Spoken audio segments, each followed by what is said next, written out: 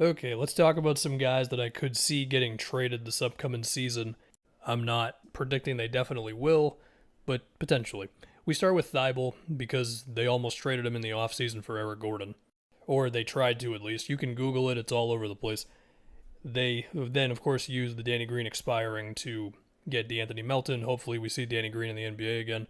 We all get it with Thibault. He's awesome on defense, and on offense, teams can ignore him like crazy. And you can say, well, he can cut, he can play around the dunker spot, he can do stuff in transition. All that is nice. It would also be really, really sweet if he could shoot 36% from three on, like, I don't know, 5 attempts a game. But that's just not a certainty right now, and with where Embiid and Harden are at in their careers, it's just kind of how you got to think about things. Of course, though, there is how would other teams view Thibault? For one, he's going to be a restricted free agent after this season, so if you're going to try to take him on, you have to picture what type of contract you'd be willing to give him. But also, the Sixers are pretty dry when it comes to picks, so a team would have to view Thibault as basically the pick. And also, Philly would have to put him together with like Korkmaz's deal and Niang's deal if they really wanted to put enough money together to where they could acquire a shooter.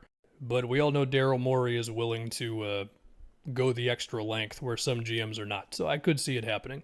And as far as for who, basically anyone who resembles a shooter, two-way player who makes less than about $13 million or so, which is about what you get when you put those guys' money together. Speaking of Philly real quick, I have seen some people say, what about Tobias? Could he be moved this upcoming season? I just don't think it's going to happen between his contract and, yeah, he's overpaid, but he's still good for them. Anyway, next, that was an East team, we'll go to the West. Basically anybody on the Utah Jazz. We all know the Mitchell stuff right now. We'll see with that. Besides him, Jordan Clarkson, he makes basically 13, 14 million a year the next 2 seasons. You do kind of live or die by Jordan Clarkson's shot selection at times. But when it's going well and he's taking some of those pull-up threes or just contested ones at times and they're going in, it's a nice time. But they don't always, and when they don't, and he's 2 for 9 from 3, it does feel a little rough. I think Boyan's a pretty interesting asset because he's got 1 year left. He's going to be 34 next year. Not young, I know, but I'm pretty confident he's still going to be able to get buckets, as basic as that sounds. Like, he's still going to be able to shoot, attack off the catch, drive in a straight line. Of course, he's a big dude, so that helps him as well. His 1 year deal is interesting. Does it help or hurt his market? I don't know. I think from Utah's perspective, they would be like, hey, teams, if you want to get rid of your bad contract, give us a first and we'll give you Boyan. It expires after a year.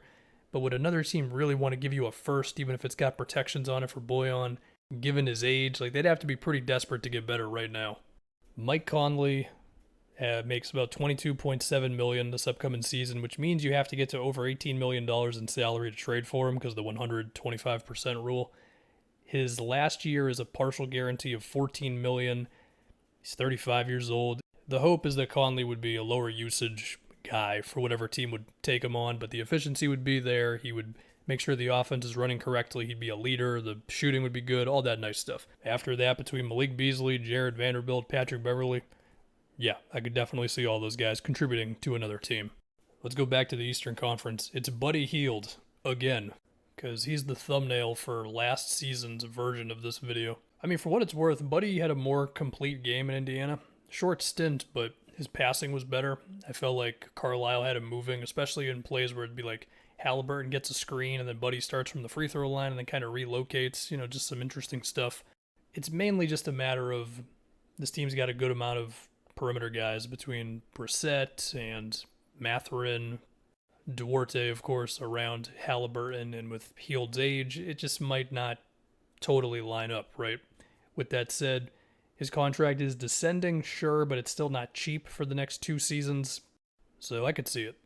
Then we got Miles Turner. Yeah, we'll just look. He's on a 1 year deal. He's been in every single trade rumor since the guy was drafted, is what it seems like. I'm just going to put him in here. They don't have to do it. He's not too old to where he can't be the stabilizing center for this young team. There's also him, Isaiah Jackson, and Jalen Smith in the front court. I know Carlisle already said that he foresees Jalen Smith as a power forward. Okay, we'll see. Also, for what it's worth, it's kind of tough to find a spot for a center right now, except for Charlotte, pretty much. I do want to mention Vooch real quick. This one's kind of similar to Tobias, where I can understand why there's conversation around a Vooch trade, but, well, let's just use Miles Turner as an example, because I think that's the type of guy you would want if you didn't have Vooch, if you were the Bulls, someone who's better defensively, Well, number one, you'd get worse offensively with that move. Number two, I think the Pacers would want more stuff, which doesn't sound good if you're the Bulls, because you're not giving up Patrick Williams or Dosunmu, and I don't even know if they have any picks they can move at this point. So I think Chicago's best move is to just hope that Vooch is better next year. I've got a couple more for you. One is a guy who I have included in so many trade proposals that I feel like an idiot at this point. It's Harrison Barnes. Look, he's on a 1-year deal, okay? If it was ever going to happen, maybe it's now. And this is strictly the season didn't go well, which is mainly or possibly like a De'Aaron Fox injury, a Sabonis injury. Maybe the West is just too loaded to get into the play-in. And so then the Kings are finally like, all right, we'll look to trade Harrison Barnes. Eric Gordon, similar to the Thibault thing. They already were in talks to move him this previous offseason. It didn't happen. I figure it's possible again this upcoming season.